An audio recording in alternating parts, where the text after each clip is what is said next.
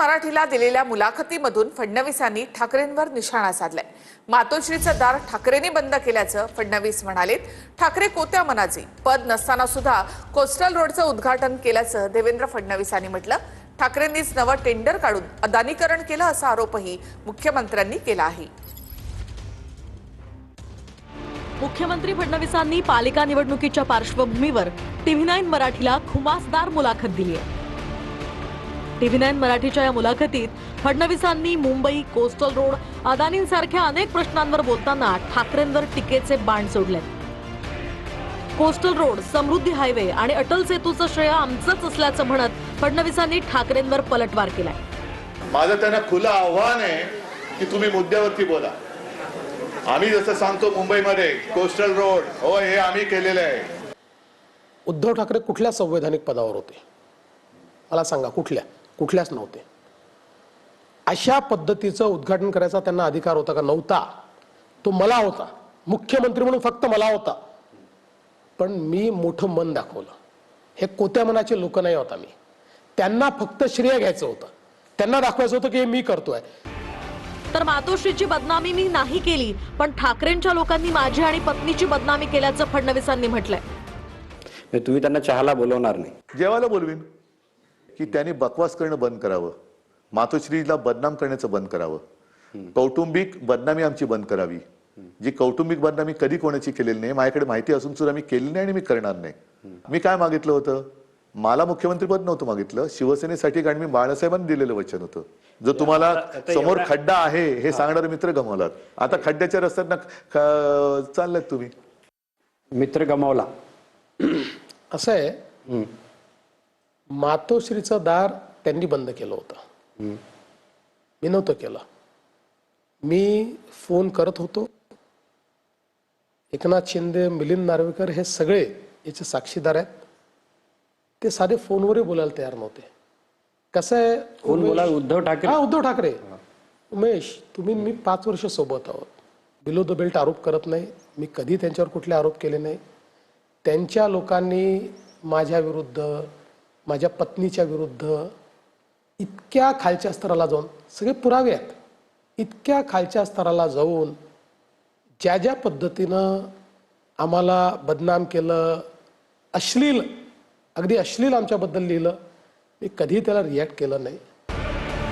ठाकरे बंधू भंग झालेले प्रेमी असून मराठी माणसासाठी नव्हे तर स्वतःच्या अस्तित्वासाठी एकत्र आल्याचंही फडणवीस म्हणाले। रात्र वैरेची आहे, गाफील राहू नका, आजूबाजूला लक्ष ठेवा। ज्या प्रकारचं आता राजकारण सुरू आहे आणि मुंबईवरती ज्या प्रकारचा डोळा आहे, मतदार याद्या आणि याच्यातनं जे सुरू आहे याच्यावरती लक्ष ठेवावं। मराठी माणसाच्या अस्तित्वाची लढाई नाही, मराठी माणसाचं अस्तित्व औरंगजेब संपवू शकला नाही तर कोण संपवू शकणार आहे? कोणीच संपवू शकत नाही आणि कोणाचा प्रयत्नही नाही आहे। ठाकरे बंधूंना असं वाटतंय की या निवडणुकीत त्यांचं अस्तित्व पणाला लागलेलं आहे, म्हणून आता हे भंग झालेले जे प्रेमी असतात तसे भंग झालेले प्रेमी आहेत। उद्धव ठाकरेंनी दिलेल्या चॅलेंज नंतर माझी मुंबई सोडून इतर भाषणं दाखवा आणि 1 लाख आणून देण्याचं वक्तव्य फडणवीसांनी केलं। ठीक आहे बा, माझ्याकडे एक त्यांचा बाईट आहे, मी तुम्हाला एक बाईट दाखवतो। आता तुम्ही त्यांच्यावर प्राइस ठेवलं तर त्यांनी तुमच्यावर एक प्राइस ठेवलंय, ते तुम्ही बघून घ्या। देवेंद्र प्राइस जिंकलोय मी की उद्धव ठाकरेंचं एक तरी भाषण असं दाखवा की जे विकासावरती बोलले, मी 1000 रुपये देतो, नको चोराचा पैसा मला नको, चोरलेला पैसा नको।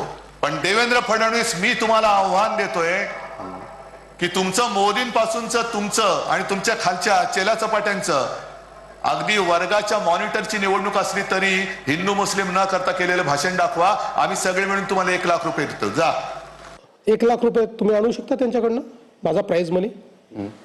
माझे नगरपालिकेतले सगळे भाषण आणि महानगरपालिकेच्या निवडणुकीतले मुंबई व्यतिरिक्त सगळे भाषण, या सगळे भाषण काढा, सगळे, एक नाही सगळे। या कुठल्याच भाषणात आपल्याला उल्लेख दिसणार आहे फक्त आणि फक्त विकासावर मी बोलतो। कोविड घोटाळ्यात ठाकरेंच्या सेनेतील बड्या नेत्याला अटक करण्याचे संकेत मुख्यमंत्री फडणवीसांनी दिले। विरोधकांना उमेदवारच मिळाले नाहीत म्हणून बिनविरोध निवडून आल्याचं मुख्यमंत्री फडणवीस म्हणाले।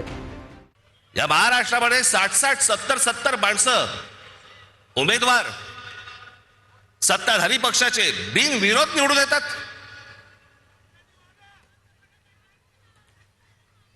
तिकडच्या मतदारांचा मतदानाचा अधिकार पण त्यांना देणार नाही तुम्ही. काही वेळेला तर दहशतीतून आणि काही वेळेला जास्तीत जास्त वेळेला तर पैसे. काय आकडे ऐकतोय. कोणाला 1 कोटी, कोणाला 2 कोटी, कोणाला 5 कोटी. जर हे उमेदवार देणार नसतील तिथे आम्ही काय स्वतः आणून उभे करायचे? नाही नाही, आमच्या विरुद्ध राहा. आणि मी तुम्ही लोकशाहीचं एवढं सांगता, भारताच्या लोकसभेमध्ये 35 खासदार आजपर्यंत बिनविरोध गेले आहेत.